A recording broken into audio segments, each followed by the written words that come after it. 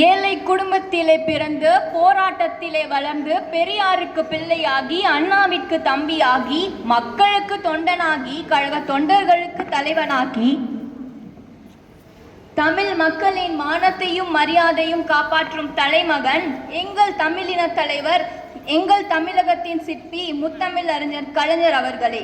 கலை ஞானம் கொண்ட கலைஞன், கலை வானம் பார்த்த கவிஞன், காவியம் படைத்த காவிய தலைவன், என்றுமே எங்கள் தலையாய தலைவன். சிந்தனைகளை செயல்களாக்கி செயல்களை சிந்தனையாக்கி செதுக்கி இருப்பதுவே எங்கள் தமிழகம்தான் என்று பெருமிதித்துக் கொள்கிறோம். ஆம், அவர் தமிழ்நாட்டின் அடையாளம். இந்த மண்ணில் வாழும் ஒவ்வொரு மனிதனிடத்திலும் ஒரு தாக்கத்தை ஏற்படுத்தி இருக்கிறார் என்று சொன்னால் அது மிகையாகாது. தமிழர்களின் உள்ளங்களில், அவர் தம் இல்லங்களில் அவரது பெயர் நீக்கமர நிறைந்திருக்கிறது. பெரியார் அவர்களோ சமூக நீதியின் மூலமே தமிழகத்தை வெற்றி பெற செய்ய முடியும் என்று வழிவகுத்தார். பேரறிஞர் அண்ணா அவர்களோ வாக்கு அரசியலே தமிழகத்தை வெற்றி பெற செய்ய முடியும் என்று வழிவகுத்தார்.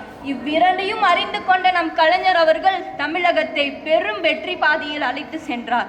அவர் காண நினைத்த தமிழ்நாட்டை உருவாக்க நினைத்தார். அன்று அவர் தீட்டிய திட்டங்கள் இன்று நம் பொருளாதாரத்திலும் மனித வளர்ச்சி குறியீட்டிலும் தமிழகம் அனைத்து மாநிலத்தை விட சிறந்து விளங்குகிறது என்று கூறினால் அது மிகையாகாது. ஏழை எளியவர்களுக்காக குடிசை மாற்று வாரியம் திட்டம் அமைத்தார். கடைக்கோடி மனிதனுக்கும் கல்வி கிடைக்க வேண்டும் என்பதனை நோக்கமாக கொண்டார். பள்ளி இறுதி வரை கல்வி என அனைவருக்கும் என அறிவித்தார். இதனால் பயனடைந்த மாணவர்களோ ஏராளம். மாணவர்களுக்கு பேருந்து அட்டை இலவசமாக வழங்கி கிராமப்புற மாணவர்களை நகர்ப்புறம் செல்ல ஊக்குவித்தது இதுவே தமிழகத்தின் முதல் வரலாறாகும். சுனாமி ஏழைகளின் வீட்டை சூறாடிய போது அவர்களுக்கு இலவசமாக வீடு கட்டி கொடுத்தார். தமிழகத்தின் சிறந்த சிற்பி என்பதற்கு இதுவே ஒரு சிறந்த எடுத்துக்காட்டாகும்.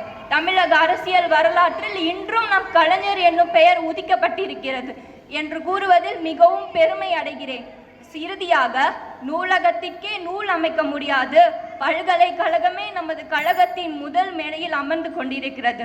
அவர் பேனாமுனை குனியும் போதெல்லாம் தமிழன் தலை நிமிர்ந்தான், தமிழகம் தலை உயர்ந்தது என்று கூறி, தமிழ் இருக்கும் வரை அவர் பெயர் இருக்கும், தமிழன் இருக்கும் வரை அவர் புகழ் இருக்கும் என்று கூறி வாய்ப்பளித்த அனைவருக்கும் நன்றி கூறி விடைபெறுகிறேன். வணக்கம்.